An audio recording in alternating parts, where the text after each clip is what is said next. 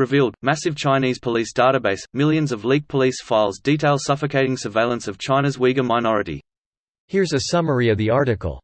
Details of the investigations are contained in a massive police database obtained by The Intercept, the product of a reporting tool developed by private defense company Landasoft and used by the Chinese government to facilitate police surveillance of citizens in Xinjiang. The database spells out how Chinese authorities are analyzing and refining the information they collect, including trying to weed out filler intelligence tips submitted by police and citizens to inflate their numbers and using automated policing software to help prompt investigations like the one into the WeChat travel group.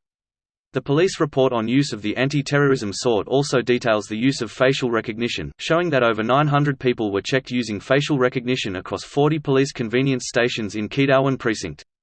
Discussion of WeChat surveillance appears in records of auxiliary community police meetings and accounts of police investigations.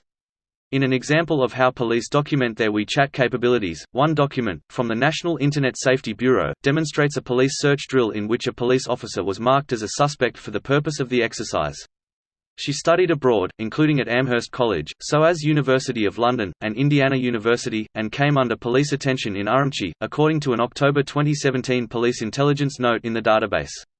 While news reports in recent years have depicted Chinese police automation systems like IJOP as rudimentary, relying heavily on human intelligence, evidence in the database indicates use of machine learning technology is growing, said Byler, who received his PhD in Uyghur technopolitics in Chinese cities of Central Asia. A police smartphone app used in Urumqi during a police stop or at a checkpoint shows facial recognition results, along with information about the top matches from police records.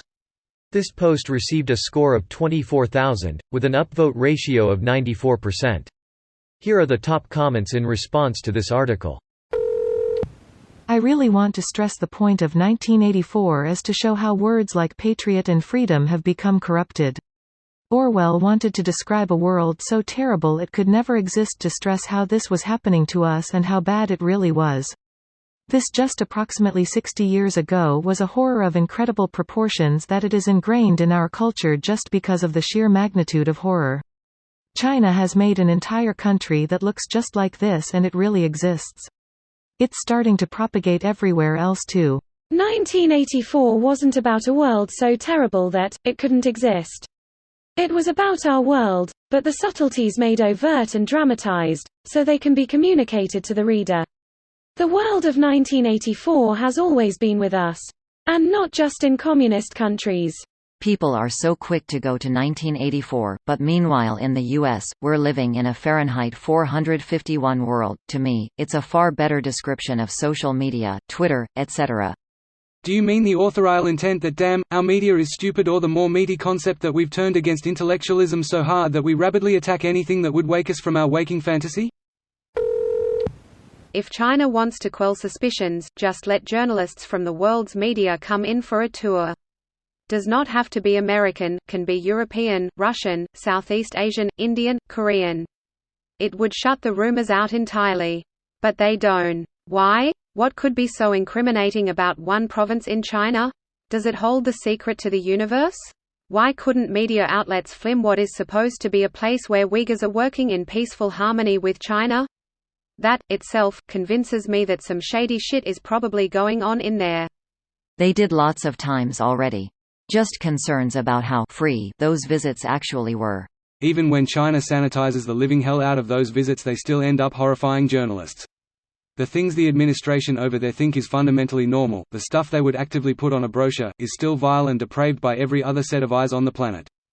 To quote a clip of the place shown in a John Oliver episode, where a class of tightly regimented children sing an administration-approved children's song, "If you're happy and you know it, say, yes, sir." That says so much about what we aren't seeing. Don't forget that clip with the kid saying something like, I didn't realize what was wrong with me, but here they shown how I was bad and how to be better. As if that's not blatant conditioning, how did they think that would look good? This video was automatically created by Reddit to speech.